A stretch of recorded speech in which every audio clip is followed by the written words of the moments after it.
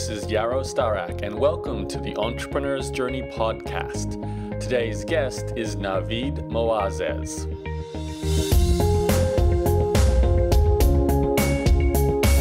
Hi there, this is Yaro.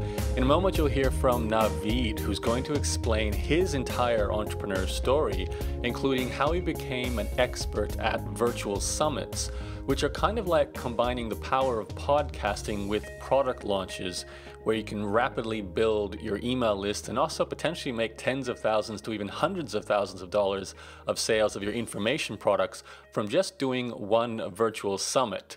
So Navid will reveal how to do that in a moment. First of all, I'd like to invite you to join my email newsletter for this EJ podcast to make sure you get all the latest episodes when they're first released, and also a series of my very best interviews from my podcast archives. You can subscribe to that for free by going to interviewsclub.com, where you'll then be redirected to the blog post that has the sign-up form to join the email newsletter. Once again, that's interviewsclub.com. Now here is the interview with Navid. Hello, this is Yaro, and thank you for joining me for today's interview. My guest today is someone I actually got to spend some time with recently, living in a bit of a house full of internet marketers, really, in San Diego, and it was brought together by Natalie Sisson, who you might know from one of my previous episodes, The Suitcase Entrepreneur. And Natalie had a bunch of her buddies come and stay with her in this house, and I was there.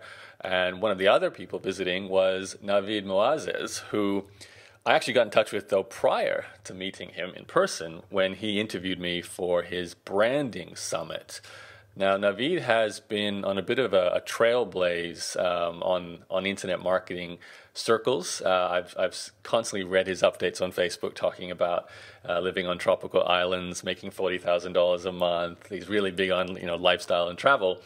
But I've also very closely watched Navid because it's been interesting to see him sort of narrow in on his niche, and he's become an expert now on running virtual summits. So that's what his focus is currently. That's what he's getting some great results for himself as well as some clients. So we're going to dive into virtual summits and how to run them during this interview. But of course, we're also going to find out how Navid left his job and got involved in internet marketing, because it's still pretty new for you. So Navid, thank you for joining me. Thanks so much, Yaro. And, side note, Entrepreneur's Journey was one of the first podcasts, I tuned into in the early days, before I even got into all this, together with Internet Business Mastery and, Smart Passive Income. So it's a pleasure being on your show.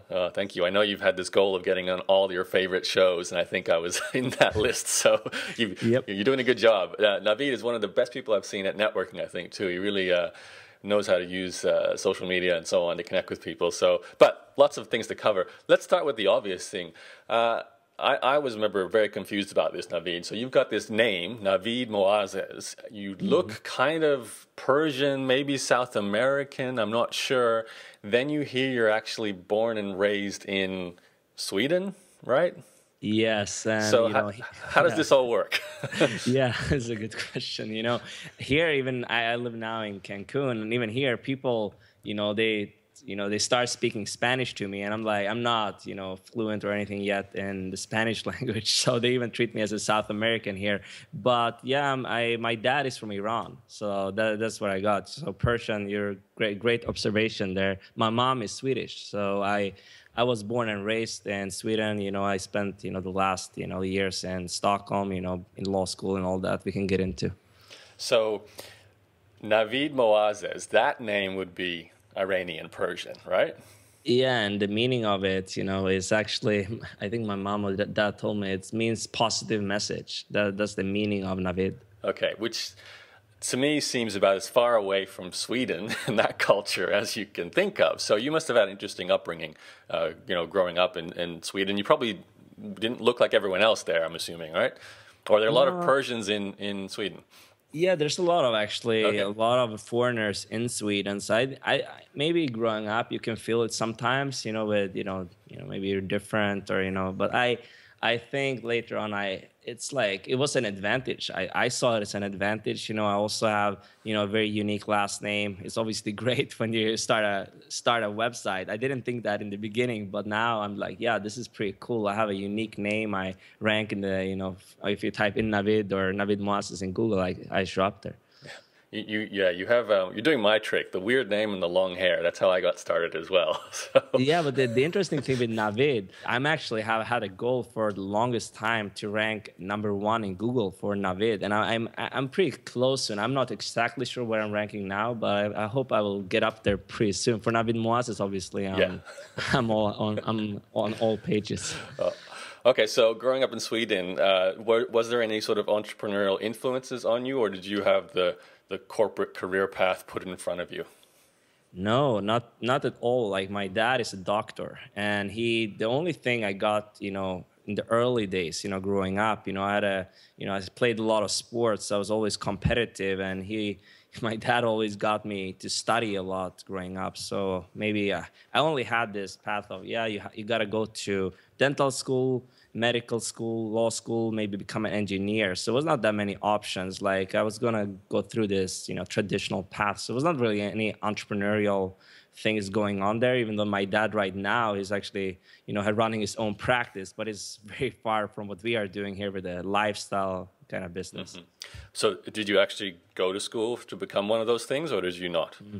Yeah, so after, I spent 1 year in high school in the US, I had a really good time, and, I got even a high school diploma from the US. And then I came back to Sweden, finished up my high school, and I didn't know what to do. I was around 20 years old at the time. And then I was like, okay, I got accepted to one of the top law schools in Sweden. So I moved from my hometown, to Stockholm, and I just started there. And it felt good at the time, but as we all know, a few years later, it was not really as good as I thought it would be. Did you finish?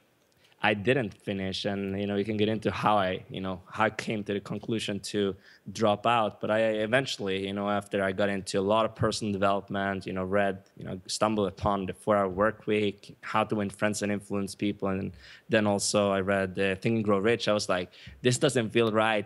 I don't want to be chained to a desk my entire life. It was not for me. I think I had, even in the early days, my life, I wanted to do something extraordinary, but I was trapped in this conventional living, and then I just didn't know how to get out of there. But fortunately, I met some great people on some travels to London and the US, so I saw it was possible. I just didn't know how to, pursue my dream at the time. Who were these people you met?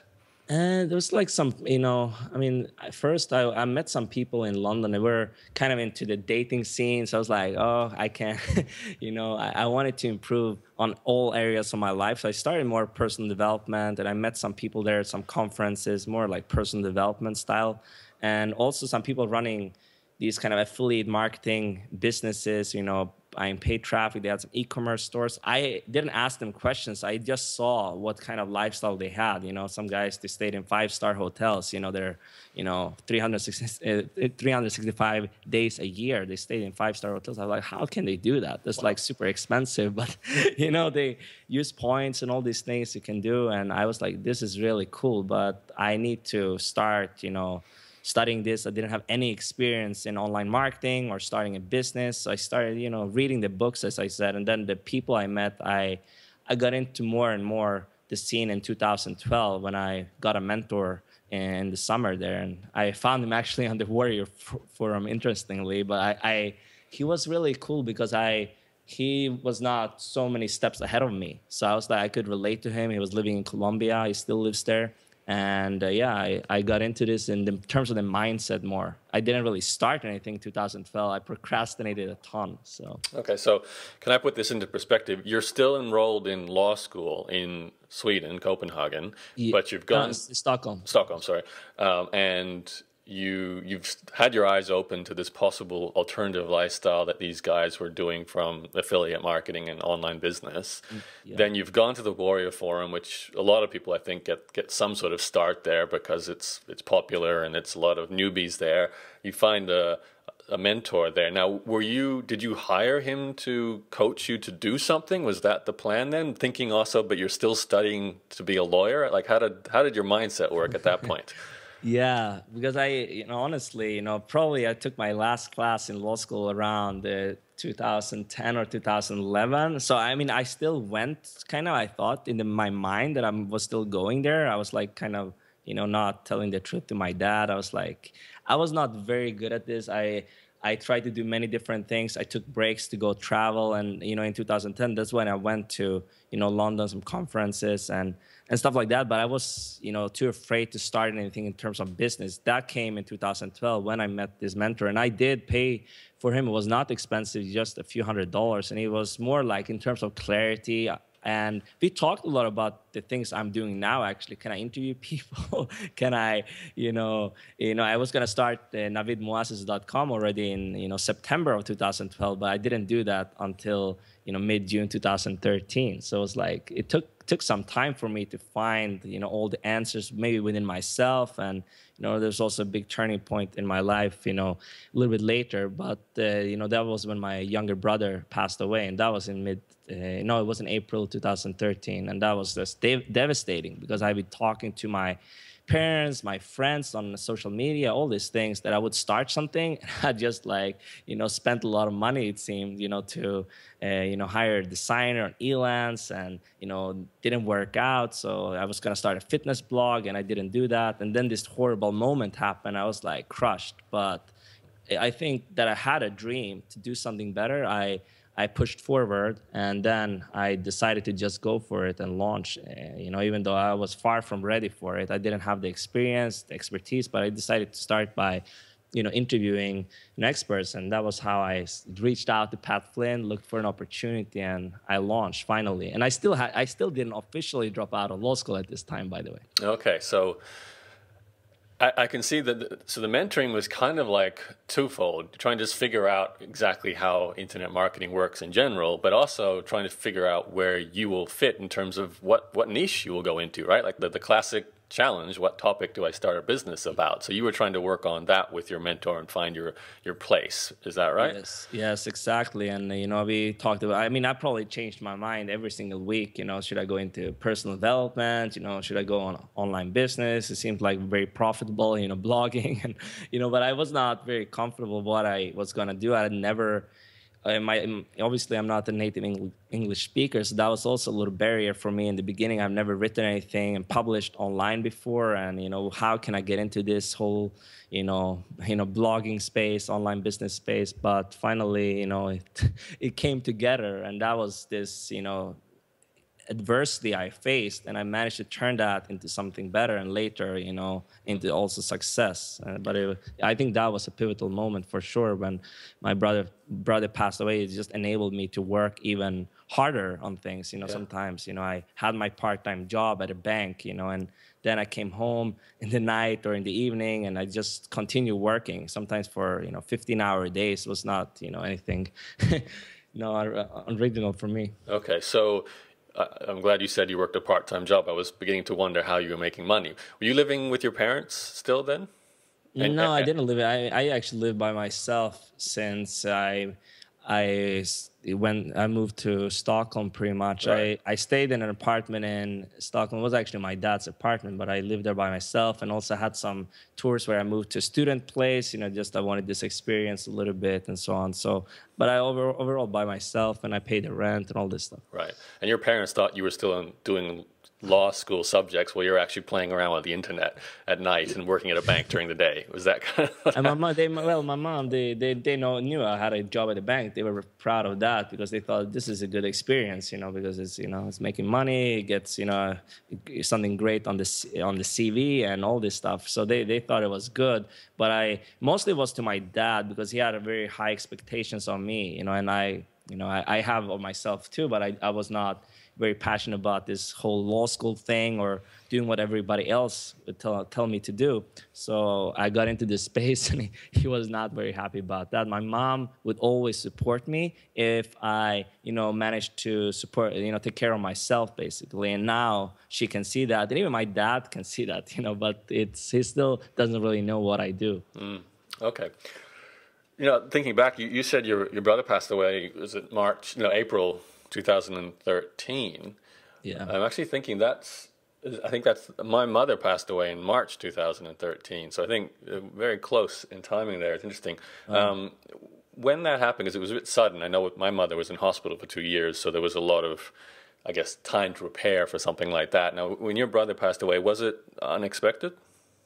Very, very unexpected. You know, I had just came back from you know, a really good trip to the U.S., hanging out with some of my friends in Florida, and then I came back. You know, it was like maybe a week or two later, and I get this phone call from my mom that suddenly my brother, you know, my younger brother is not with us anymore. He just passed away, 22 years old. And I was like, wow, I just kept walking around my apartment. I didn't know really what to do. I've been talking so long, you know, as I said, about starting something.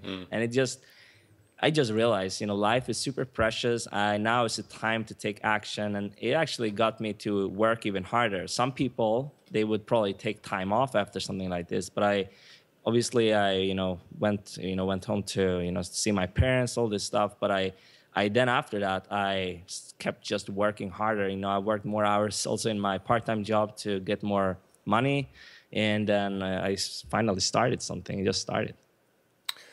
Right. Okay. So going forward, then you finally found, at least like you said, you decided to do a launch, and it's funny when you say that. Most people, when they do a launch, they already have been in business for a while. They've built their lists. They've come to a marketplace. By the sounds of things, you really didn't have anything yet. You were going to go straight out there and kind of launch a business at the same time. So what was the plan there, Navid? Yeah, that's a good question also, Arrow. That's actually, I followed Sean Ogle of Location 180. I really was inspired by that, because when he was like in a similar position to me, like he had like a job, maybe it was like probably making a lot more money than me in his job. But anyway, he just started blogging about his entrepreneurial journey, and his blog managed to take off. It was slow growth, but he took off, and people really resonated with that because they could, see themselves in his shoes. And I thought, oh, I probably have something to share. I'm not like everyone else. I'm from Sweden. There's not that many people doing this from other countries. I've seen, Australia, the UK, United States, Canada, all this, but I haven't seen so many people doing it from Sweden. So I thought maybe some people could get inspired by my story, and I just started sharing my experiences in terms of, I started interviewing people just for my website. And, when Pat Flynn was looking for someone to interview for his, book, Let Go, I just reached out to him, and he said yes, and I published this on my blog. And that was the first thing I ever did online. Which was like just an entrepreneurial journey blog, basically. Yeah, pretty much. Like, I mean, yeah, it was not. I didn't have a plan to like. I knew if I keep putting out great content, it would. I had a chance that it would take off, but I had my doubts, man. Like I didn't know, like what would happen. But I still had this. I'm gonna keep moving forward. No matter what, this is going to work somehow. I'm going to find my way to get there, and that's probably what made me not give up, even though I was not getting a lot of traction, all this stuff. But I built a relationship, authentic, powerful relationship with people, by just adding value to their lives. And I think that's something I've done extremely well from the very beginning, and that's why I'm here today. I've often been asked by a lot of my blogging students, can I just start a journey blog and chronicle the process I go through, often with the process to make money. So can I chronicle my entrepreneurial journey? Because my blog's called Entrepreneur's Journey, and then that's how my blog started too. They often think that that's a pathway, and they see a lot of other people having done the same thing and succeed. But I often say to them, I always say to them, you need to either have one of two things: some sort of track record already achieved, which is what I had with my blog when I started. I already spent 7 years running 2 other businesses, so I was writing about that. It gave me subject matter. Or you have to be a very good experimenter, doing lots of things in order to have content to tell your journey on this blog. So I'm assuming you're more of the latter. You were sort of talking about what you were doing on this new blog. What actually were you doing? Because you must, like, to come up with content, you must have been doing experiments, trying to, I don't know, affiliate marketing, eBay. Most people have something they're playing with, and they're writing about that on the blog.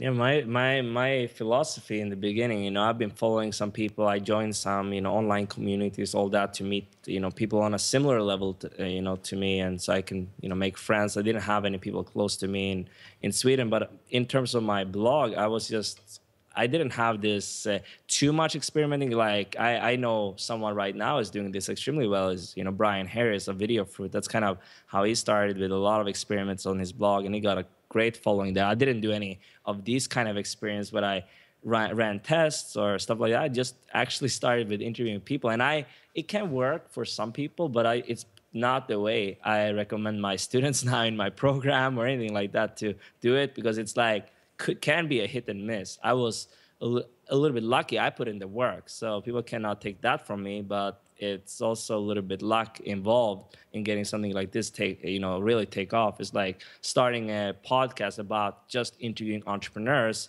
7 days a week, like John Lee Dumas. It's probably not the best, business model today to do that, again, unless you have some really great hook or doing it in a different niche. So I probably wouldn't.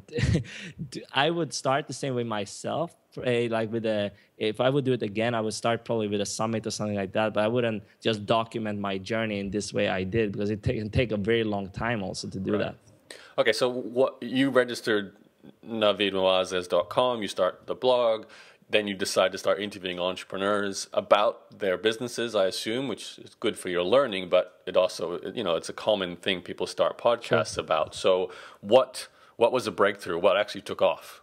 Yeah, I mean, yeah, I did a few interviews. Then I did like a blog challenge. Actually, I took, your past guest Natalie Sisson's 30-day blog challenge, I believe, in October 2013. Because before that, I'd basically just published a lot. I've interviewed some people for my website, and I used to transcribe that, and then I published some kind of blog post where I wrote this up. So it was good for my writing abilities and getting more comfortable in writing for the web. And then I took this blog challenge, so I started writing even more. I wrote like 48,000 words in 20 days or something like that, where I just published a ton of content, and just people started to follow me more, and they got more interested in what I was doing.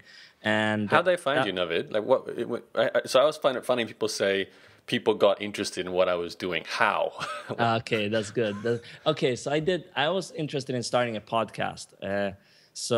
And I've seen John Lee Dumas, I've seen your podcast, and many people were doing it. So I was like, okay, podcasts seem to be a great thing. So I decided on the idea to start the Lifestyle Architect. So I did like one of these so-called roundup posts for my website. That was kind of the first post that went a little bit viral for me, with 100 plus comments and hundreds of shares.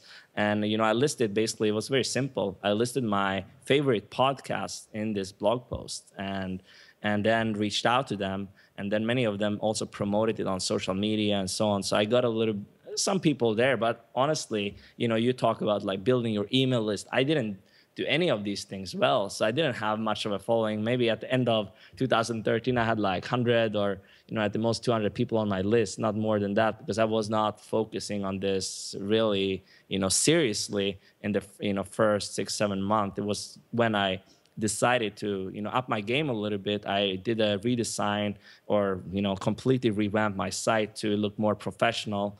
In the beginning, I just had a WordPress theme, and that's why it's a great way to get started. But I wanted to look like I've been in the game for a little bit longer. So I did my design and got very interested in personal branding. It was kind of this thing. I was just very interested in it, but I didn't really. I probably wasn't like an expert on the topic. I just positioned myself, wrote some content, reached out to some people, and then actually I got some clients after I did my redesign. So it kind of worked out great. A few $1,000s came in there in the beginning of 2014. Clients to do their website designs? Yeah, some of the website design, I just referred them to my designer, and I got like a little commission for that. And honestly, I didn't have a lot of money. I just actually dropped out of law school there. So I got the guts to do that at the end of 2013. So I just kept working my part-time job and got some clients. It was not much. I probably I charged like $100 per hour or something like that. In the beginning, I just help people, with some WordPress setup or maybe helping them a little bit here and there, for free and, just providing value to people. But that was in January, I got my first little bit coaching experience. Some people hired me to help them out, but it was not super specific. It was like this broad thing of helping them with their brand and all this. I've done pretty well, but I was not successful by any means. I was not making a full-time income, but people still looked up to me a little bit, and I was a few steps ahead of them, so I could help them. I could provide value to them. It's interesting hearing you talk about this. Two interviews ago before you, Jessica Nazarali, she similarly had this experience where she basically just did a good job with her own blog, which is what you did. You did a redesign, you made it more professional. And then as people started to discover you, because of that good first impression, same thing with Jessica, because she made this great impression, people said, well, I want to make an impression the same way Navid does or Jessica does, so I wonder if they can help me build my website.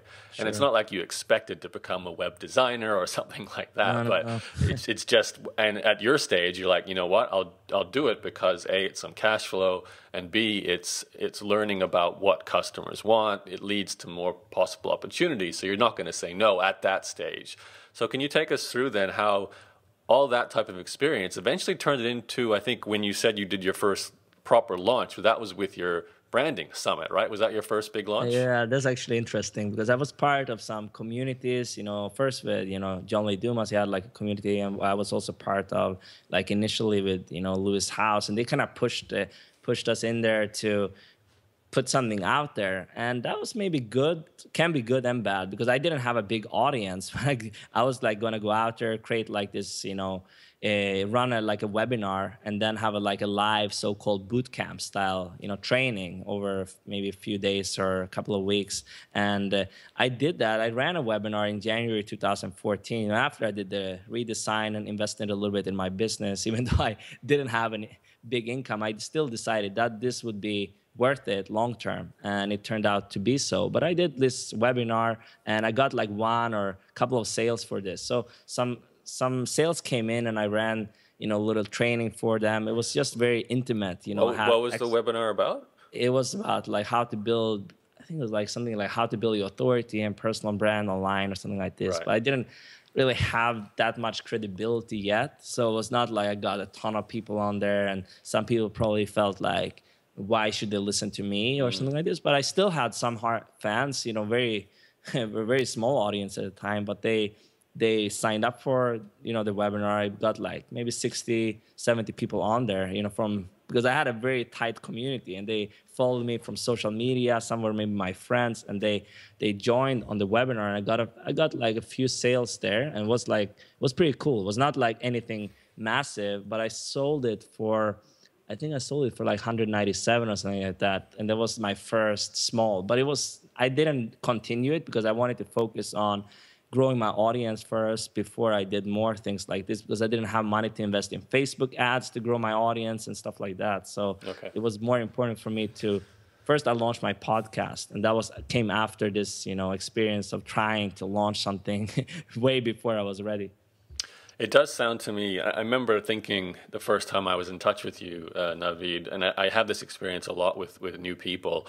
They often have what I call like a fuzzy topic for their business. It's fuzzy because they don't have any specific kind of target market. It's like, I'm a branding expert, or I'm a social media expert, or I'm a positioning expert, and it might be a situation where they're moving towards something more specific, but just because of the stage of their business, they haven't had enough experience with customers yet to really narrow in on what they're good at and what they want to focus on, and have a clearer message when they talk about themselves as well. And you're a great example of someone who I've seen go from no subject to a fuzzy, I'm a branding kind of web design guy, to virtual summits now, and you're getting even more refined with, I'm a virtual summit expert, of which I can't think of anyone else out there. So you've got, which is great. You've gone after a fairly new market, and you can potentially own it. So let's keep going forward. So you've done a webinar. So you've got your blog. You've got your Lifestyle Architects podcast.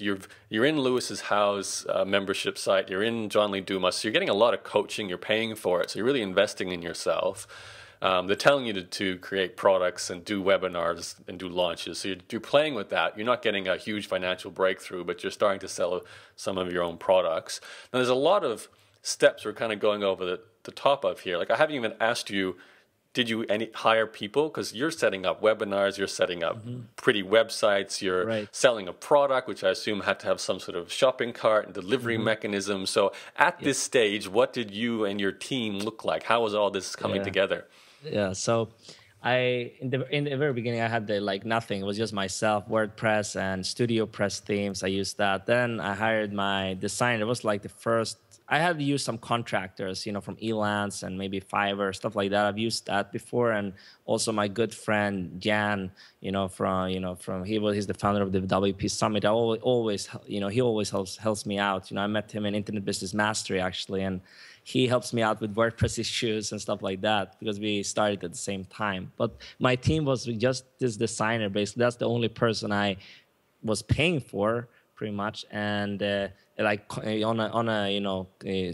every time I had something to create, he came per task basis pretty much. I hired him. Okay. And then I set up the shopping cart was with just PayPal. I used the lead pages for having embedding the Google Hangouts. That's what I used for my webinars. I used Google Hangouts, just embedded that on a lead page. Very simple, and everything was on that pretty much for selling the product. And then I ran my program on, I believe I just had a few students. I think I combined it with like Google Hangouts or even Skype calls or something like that. And I had some training for them, stuff like that. But it was nothing major. So it was not anything special to run everything, not anything fancy. I didn't have a membership like Wishlist, which I use now for my membership sites. It was nothing like that. Right. Aweber or MailChimp? Oh, yeah, right. Yeah, autoresponder. I used Aweber at the time. Now I'm on Infusionsoft. I just upgraded a few months ago. Okay, so let's go forward. When's the next big breakthrough? Yeah, the next big thing I did was when I launched my podcast, The Lifestyle Architects, in April 2014. And I was like, this is going to be it. This is going to take my business to the next level. I've been seeing so many other people doing it. And it was really, really good, for my relationship building. It took that to the next level. I got, free mentorship, speaking to some amazing people. You've been on there, speaking about information products, and I had Chris Brogan. I even interviewed one of my heroes, Robert Greene, and it was just amazing with the terms of people I could get on there, and people loved it. And I also did something very interesting to, build my, more deeper relationship with not only my audience, but also with the people I was interviewing. I created this kind of epic guides based on the interviews, and they took me a ton of time, like 20, 30 hours. And I used those like as so-called content upgrades, and people could, get them when they signed up there, but also publish them just on my blog post. But they could get the PDF when they just click this content upgrade. And I built my list a little bit more with that actually from my podcast. How did you write them? Did you just listen back to your interview and write out all the best information? Yeah, sometimes I did actually, and sometimes I had a transcriber who first transcribed it, and then I did it all myself. I didn't have the money to invest in someone to a copywriter to write up something like this for me. So I did all that myself. Sometimes, as I said, transcription can help because then you can just go back and go to the most important parts. Because the most important thing here for writing really great guides is not like just posting the transcription. It's not gonna work. You need to go in there and write it as as a case study or as a summary of their work or something like that. That's what I did for example. I did for Cal Newport, the author of So Good They Can't Ignore You, and he got back to me when I sent him that. He was like, "This is one of the best summaries of my work I've ever seen." So you can just imagine if I reach out to him in the future, if I want to interview him for another summit or something like that, he will be more open to it because he's seen the quality of my work already. So a lot of influencers, I think, they started to see that I was someone to count on.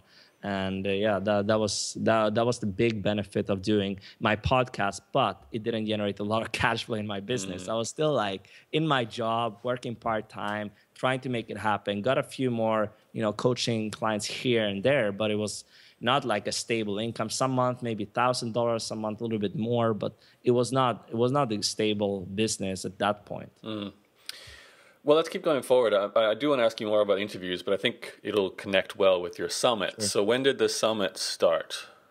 It started in November 2014, ran throughout the month. I actually had 88 speakers on there, which went just overboard. But the initial idea came in June 2014. That was when I got this aha moment. I see some people in the health niche, they are doing these summits, and in some cases, they're like 6 to 7 figures. They're growing their list, and they're not creating the content themselves. They're interviewing people. You still need, solid interview skills to be able to pull out the best information so you get actionable content from them. But you don't have to, sit there, record, a full program. You can just interview people. And I was very fascinated about this because it's a very similar model to what I was already doing. But rather than a podcast or a blog, blog can make money, but if you're just blogging without a purpose or doing podcasts, you're not gonna get there. But a summit is a business model. That's what I loved about it, and that's why I decided to pursue this, even though I had no idea how to put one together. I just, invested time into learning. Well, what is a virtual summit, Navid? Right. Let's get to that. So essentially, a virtual summit is when there's like an online conference. There's many names for it. Online event, online conference, telesummit. And you interview, I've seen anywhere from 10 experts to, I had 88, I don't recommend it, but 10 to 50 experts in your niche. And then you feature them on this summit. And the summit can be live or pre-recorded. I've done pre-recorded ones. Marissa Murgatroyd, she does her superhero summits. They are live. Maybe if you have a team, that could be a great option. And then you either have it. I have done only free summits, like list building summits on the front end. I want people to, when they go to this landing page, let's say the brandingsummit.com or the self-publishing-success-summit.com, my most recent one I helped out with, they go there, they register for the free part of the summit, but on the next page, that's kind of the funnel, they go to the thank you page, and then they can also purchase a Summit All Access Pass, which consists of the recordings, obviously, in a membership site, but it also gets some exclusive bonuses as an irresistible offer, and that gets people to take action and purchase it as well. Right from signing up, they can do that. And some people who are on the edge, they can, watch the summit for free for 24 to 48 hours when it starts, and then purchase it if they wish. So if you do 50 interviews with people and then you're going to release this as a virtual summit, logistically, how does 50 interviews, it's not going to get released in 2 days. This has to be over possibly 2 weeks. Is that how it works? So you just you release 2 or 3 interviews a day or broadcast them 2 or 3 a day? Is that kind of how, and it's it's obviously all one theme. So if I see a sign-up form for a virtual summit, I sign up, then I'm going to get an email telling me that this person's coming up next and this person's coming up next, and that's how it works, right? That's how you deliver it. And I would say from 7 days to 15, 16 days is a good length. But the main thing here is you need to plan the summit so you avoid overwhelm and all this. And I think in terms of what we did really well for my most last one with the Self-Publishing Success Summit, we had it in 3 phases. So it's like an online course pretty much. They can go through this process and then you get some really great results if they just follow through. For example, the first phase was writing. The second phase was marketing, publishing. And then the third phase was monetizing. So as you see, it's a little bit like modules for an online course. I didn't really do that for the Branding Summit, even though I still thought out, how I wanted it to be, because I had so many interviews. It was just very, very hard and stressful for me to do all this by myself. But I improved, obviously, my process over time. And that's how we came up with this. It was 11 days, the Self-Publishing Success Summit. And we had, I believe, 47 interviews and then a closing keynote or something like that. And it worked great. Let's go back to the Branding Summit, because that's your first sort of big success here. So you had this aha moment. You said, I know, I've been watching all these health experts do their summits and making a lot of money. I'm going to do my own summit. I already know how to interview people, so I'm going to schedule, as you said, 88 interviews. So you pre-record them all, and then you'll run a branding summit. And just to clarify, because I know a lot of the listeners will be going, wait a sec, how does this work to A, grow my business, B, make money? When you do this sort of summit, the idea is that the people you interview, some of them will actually promote the summit as well, sending people to your email opt-in to get the summit. Plus, you have, like you said before, an option to upgrade to some sort of better access to the summit or some sort of extra training, something like that. So that's what you can sell as an upsell, as an offer during the summit and after the summit. So that's how you make the money from it, right? So is that kind of a summary of how the branding summit first worked?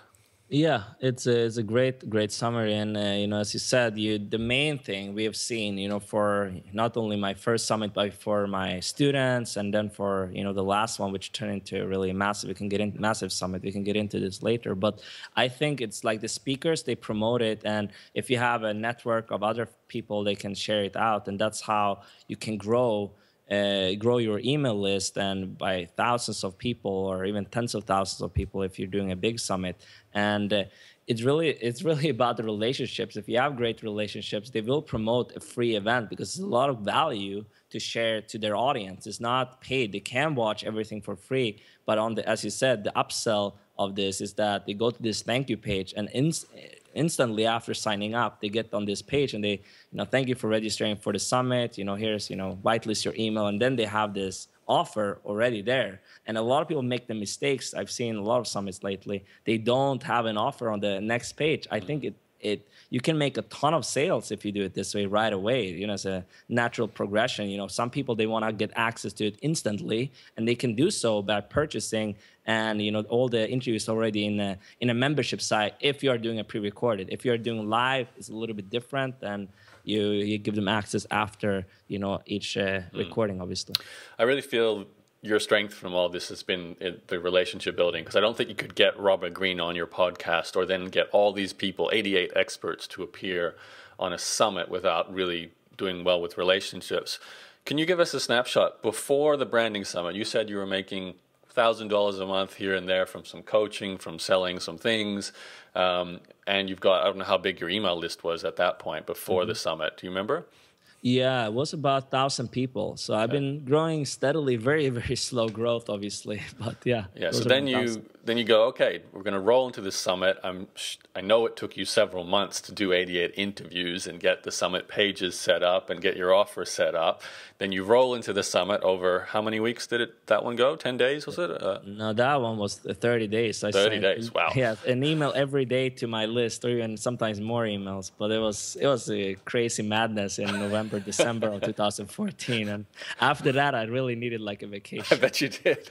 And what was the end result? How many more people did you have on your list after that? After the summit, the results, I got about 3,000 people added from this summit, and then 200 sales, so about $20,000 in profit, and that was just amazing. Even when I got my first sale, I was so nervous. In October, I was speaking to my designer. I was like, man, I don't want to get up today. I think this is a whole gonna fail flat for me or something like this. I've interviewed all these people, and now what if I fail? That came into my mind, and I was like, shit.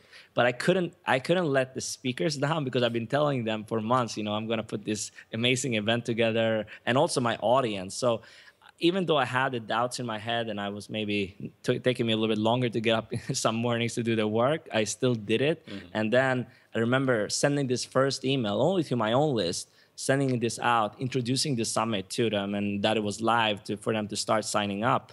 I got after a minute or something, I got my first sale, and then my second and a third. I was like, wow, this is pretty cool. This is the first experience of this. And then I was at the gym getting a sale. I was at the supermarket getting a sale. In the morning, I got a sale. So it was like this ripple effect, and I was just amazed. Well, what did you sell? What was the product? It was the Branding Summit All Access Pass. So it was the recordings of the summit, was some Q&A calls, live Q&A calls. It was, some other bonuses like a live event I had bundled in there. Marissa Murgatroyd provided her live Message to Money live event for people who were part of the summit. So I got some great bonuses, bundled up there. But I think people just saw the value of getting 88 interviews. And you know me, I do very in-depth style interviews. So it was not just getting a little snapshot of some actionable advice. It was really, really in-depth stuff they got there on the interviews. What was the price of that product?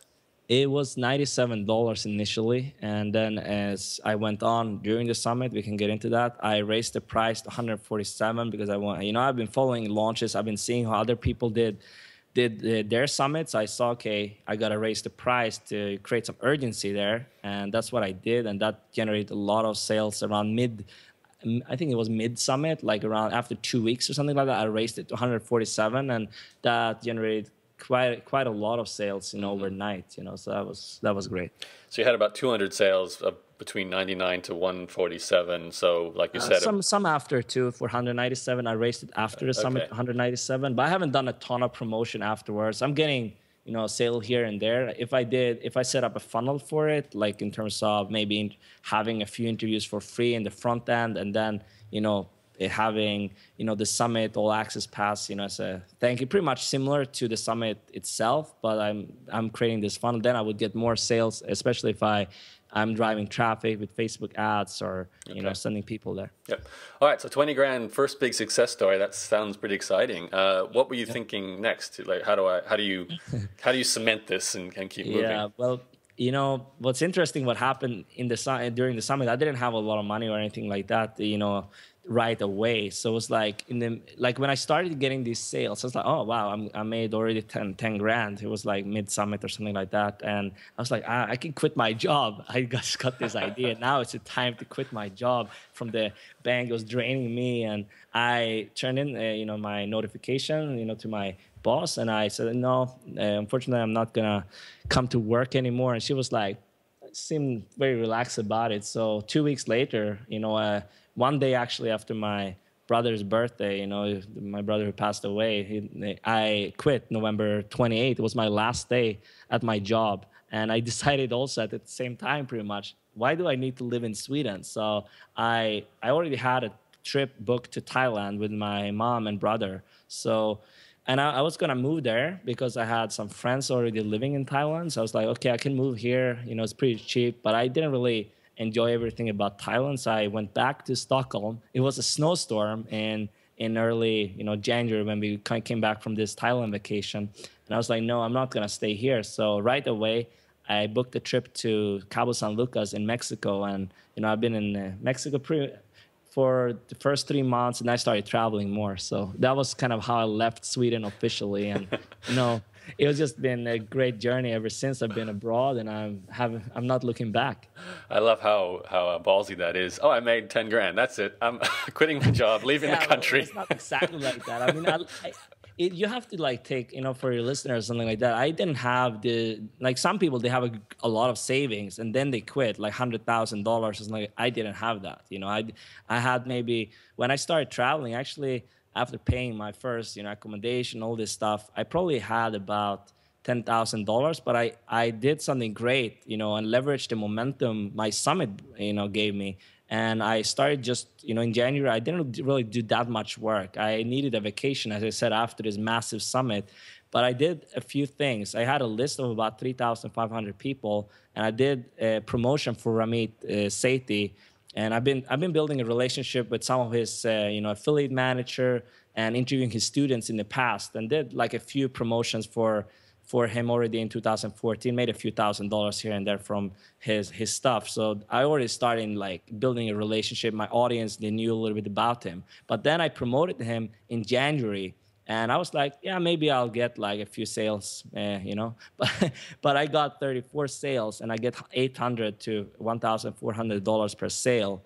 And overall, with my virtual summit mastery sales, I launched a pilot program during my summit because my audience started asking me about it. All in all, in January, I generated $40,000, and that just blew my mind. Right. And I've never been close to that. That's more than I probably ever made in a year. So that was amazing. Okay, so you went from small lists and odd money here and there, doing a summit and making 20 grand from that, and 4 times in your list, and then you sort of say, I need a break, 88 interviews, a month of hard work, time to have a break. You start doing some affiliate marketing, which sounds like you've done before already. A little bit here and there, but it was not like a main launch. I actually did, I was very strategic with with this launch, and in January, I actually promoted a few offers in January to my list, but it was because that's also a great way to build a relationship with some people, influencers. I helped them out with their products, Marissa Murgatroyd. I helped Danny Iny out a little bit with his launch, but I've always seen that Ramit Sethi's stuff that really resonates with my audience, and I've also invested $2,000 myself in his program, and I used that kind of to validate the idea for the branding summit, all this stuff. So it was not just out of thin air. I threw it out there to my audience and purchased this program. I actually had some results. I also interviewed his students and featured them on my blog, my podcast, and I had a small list, but it's not about the size of your email list really, but rather the engagement and level of trust you build with your audience over time. And that just shows, because I won, his kind of affiliate competition and got the most sales ahead of John Lee Dumas, Laura Roeder, his own brother even, Manish Sethi, John Corcoran. There was many people promoted his launch, but I got, most sales. So it was pretty cool to me to see that a small list can also work. I do. I remember seeing quite a number of your emails, and you've always had this combination of the beautiful painted picture you put out there, Navid, of living in Mexico and traveling around and quitting your job, the story of your own journey with the lifestyle that these products and these courses can help you to get. So I've seen you put these promotions out, and I have to say I'm very impressed at your conversion rate for such a small list. That's what I think really made me go, wow, your engagement, your connection with this small group must be strong. And you've got a list of buyers, which is also very powerful, not just freebie seekers. And I think that's a testament to the power of the summit. You must have attracted a lot of, motivated people onto your community. So we're kind of getting close to the hour mark here, about 10 minutes to go, Navid. So I'd like to kind of push forward a bit to kind of where you are today. So you did this, I think I started watching you closely around this time. I remember when you were doing Ramit Sethi's promotion, and then you were traveling around. I think later that was that last year, wasn't it? So, we connected this year, so it wasn't too long ago. So I know you kept doing more affiliate marketing, and you also started to really get involved and basically change your brand from being a branding expert to being a virtual summit expert. Is that what happened? Yeah, that's right. And also, before that it was like giving me even more credibility. And that was also part of relationship building I've done. Like my friend Primoz Bosic, he was featured on Business Insider earlier, also in 2015. And he introduced me to the editor there. And I was like, wow, this is pretty cool. But that wouldn't have happened if I didn't have something newsworthy to share, something great to share already. And I was featured on Business Insider right after, this promotion for Ramit and all this. It was kind of leveraging the momentum. And that article, went viral. Right now, I think it has 160,000 views, something like that. And I got it spread all over the world pretty much, in Serbia, Croatia, and I got 2,000 email subscribers from this alone in a few days, and a few $1,000s in business, which was great. And then I was featured again later on, and that article too has like the same amount of views. So 2 articles, 300,000 views. So that's pretty cool. And then, I already started like to have a pilot program at the time, and not being like the personal branding expert or guy. I mean, a virtual summit can help you build your business and brand rapidly. So it's still aligned with that, but it's so much more niche. And during my summit, people started asking me, how did you do this branding summit? I want to do the same, because I kind of actually had some friends, they were telling me, Navid, you should start teaching this, because your audience, they're obviously interested. I threw it out there a little bit during some live hangouts I had during my summit, and people bought into this. I offered this as a little bonus for my summit initially, and then kept raising the price over and over, and people bought. And I was like, wow, this is cool. I just launched a product without creating it pretty much, and that's how I did it. So can we maybe just dive in a little bit to what you actually teach now in Summit? So if there's a person listening to this and they're thinking, you know what, I'm really inspired by Navid's success with summits and what that has spilled into, I'm going to do a summit for my market, whatever it is. I might be in, skincare, I might be in losing weight, I might be in anger management. I'm going to do a summit around the specialty that I focus on. What do you tell someone new to do and to sort of think about to do a summit? Yeah, the first thing, and that's kind of my absolute tip would be to really narrow down your niche. And that's what you talk a lot about, even when you're starting a blog, whatever you're doing, it's important so you can really, target the needs and desires of your audience, super specific. And, for example, instead of creating like a more broad and general, like online business summit or online marketing summit, I would really go more niche and create like a video marketing summit, or list building, or something specific within that market. What are your clients? What are they doing?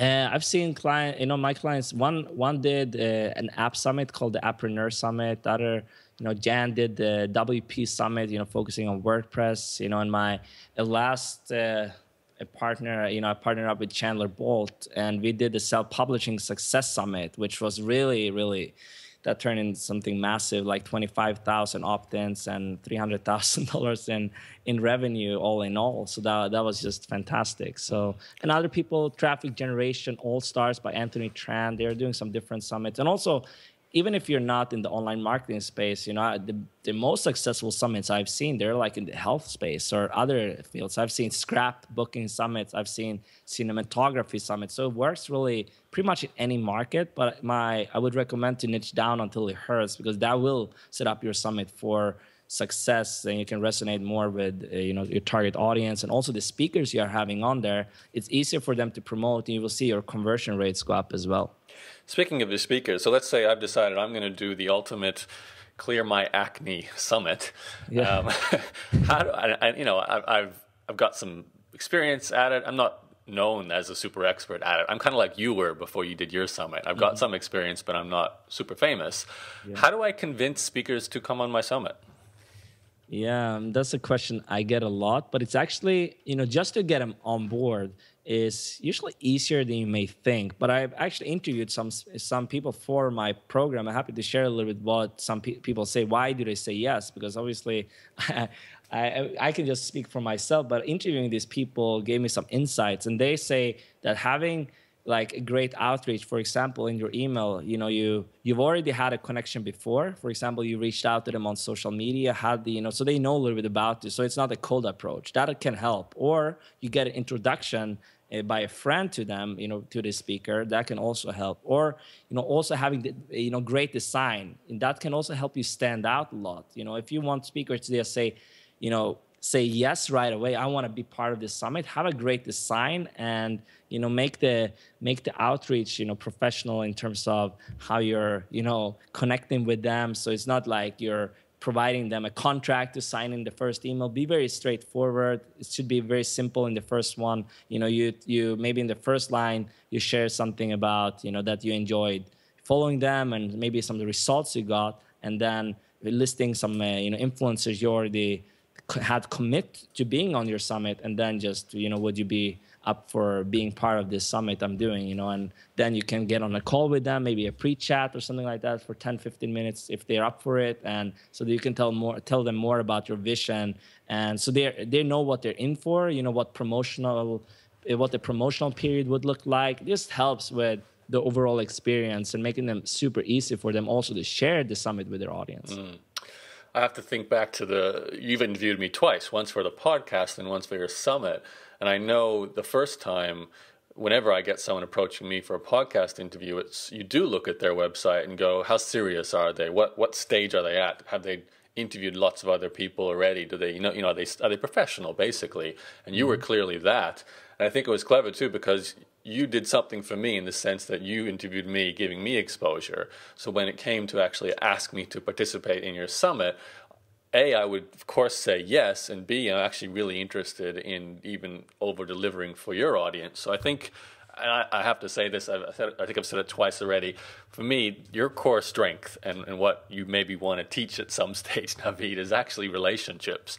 Because I don't know how you do it. You've name-dropped a lot of people already in this interview. My friend did this summit, and my friend helped me get this feature on Business Insider, and my other friend helped me do design work from WordPress. There's a lot of connections going on in your life over the last 2 years, and you were a nobody in the space beforehand. So you're very good at opening doors and creating a relationship where we remember you. Maybe it's the long hair in the name. It might tap back into the same thing we both have used. Weird name, long hair. It's a good tactic. Right. We talked about this, I believe, on the first interview. Like, I remember that. And that was the initial connection we had for my podcast. And then I've also something I forgot to mention. I've been like, I've heard this somewhere, but I like to be the champion of making introductions to people. And I think that's one of the best ways to build authentic, powerful relationship with people. If you have the opportunity to add value, review their book or something like that. But another way, if you just have some kind of connection. And I was featured on Business Insider. I've been, left and right. If my friends have something great to share, I always introduce them to this editor. And you introduced me. Yeah, I introduced you, Natalie Sisson, and some other people, and they're always thankful for that. And that's also how you build more deeper relationships. You can provide value to your friends and other people. Yeah, I think the key is delivering value for another person first. I think, I mean, you got me an article on Business Insider, which has had almost 50,000 views. Not quite up there with yours, but it's still pretty darn good. Wow. And I really appreciate that connection. And of course, I'm going to say yes to featuring you on my podcast, A, to share your story, but B, because of, the help you provided for me. So I think that's key. And like I said, there's some secret sauce you've got going from the beginning, I think, with your relationship building, Navid. So maybe it's because you focused on branding and professionalism, but also focused on helping other people. It really worked well for you. Can you put us into perspective of where you are today? What are you working on now, and where are you living, and how do you make your money at the moment? Sure. I've been having a few, at the time of this recording, I just had a few very busy weeks, and that's actually the first time of the year I really zoned in and got a lot of work done. It's been a little bit of a struggle really getting all the pieces together, like moving abroad now, living in Cancun. A few months ago, I was, in San Diego, Hong Kong. I met up with you, Natalie Sisson in San Diego. Even we had the same house there for a little bit, so it was pretty cool. But now my big focus is that I just wrapped up a big summit I did with Chandler, the Self-Publishing Success Summit. And it was really great and great case study for my business, obviously, that we were so successful with it.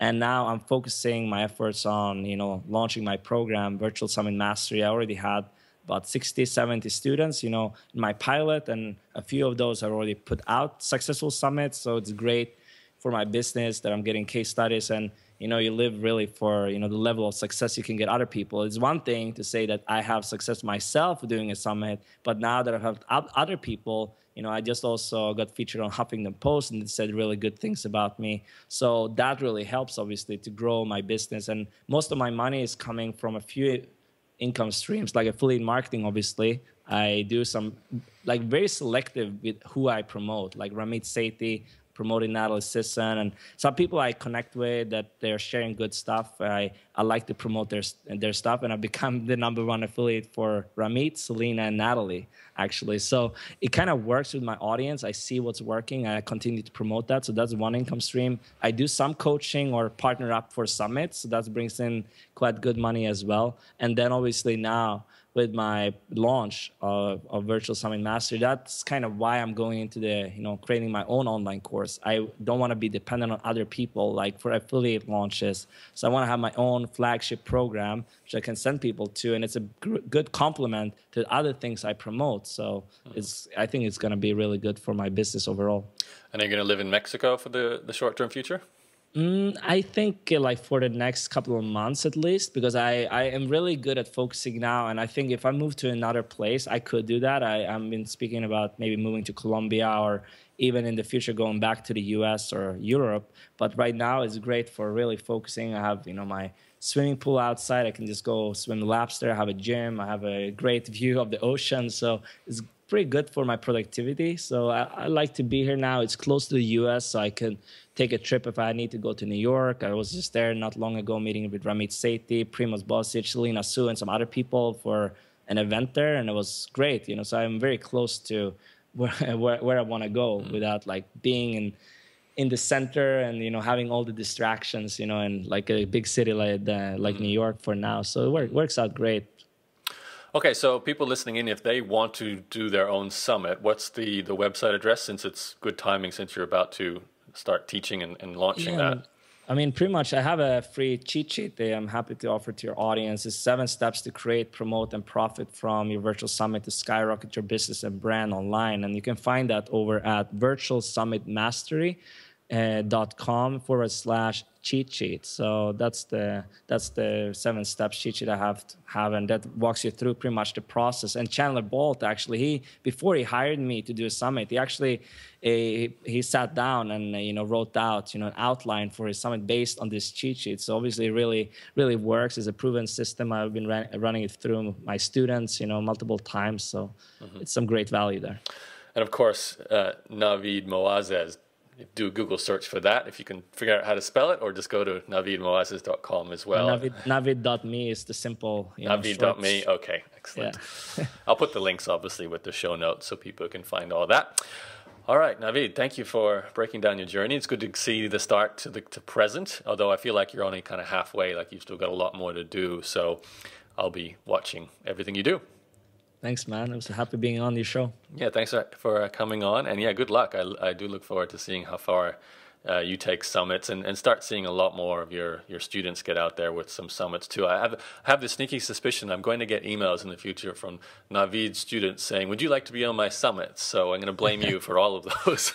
Right, yeah. And I think you were on one summit recently. I was already at that. Yeah, I think so. Yeah, I mean, cannot blame him. I'm trying to teach him to do great interviews too. So it's not only about doing the summits, like do great interviews and make the speakers look good. Oh yeah, I mean, we could do probably a whole interview on how to do great interviews, because you've done probably. And you've done a great job in this one. I'm very comfortable sharing my journey, and you walked me through the process pretty effortlessly. Yeah, practice, that. Yeah. All right, Navid, thank you for being on the show. Thank you for all the listeners for staying with us to the end as well. If you want to get going with virtual summits, Navid's the guy to check out. And yeah, thanks for listening, guys. I'll talk to you very soon. Thanks, Navid. Phew, well, that was a big interview, but I think it was a very entertaining one. I hope you enjoyed hearing Navid's story. If you'd like to get notified when I release the next EJ podcast interview, go to interviewsclub.com and subscribe to my email newsletter for this podcast. You'll also start getting a series of emails where I send you some of the very best podcast interviews from my archives, so you've always got something to listen to on your smartphone or wherever you listen to podcasts. Again, that's interviewsclub.com. That's it from me. My name is Yaro Stark. You can find me by Googling my name, Yaro, Y-A-R-O. And I look forward to speaking to you again on a future podcast. Bye-bye.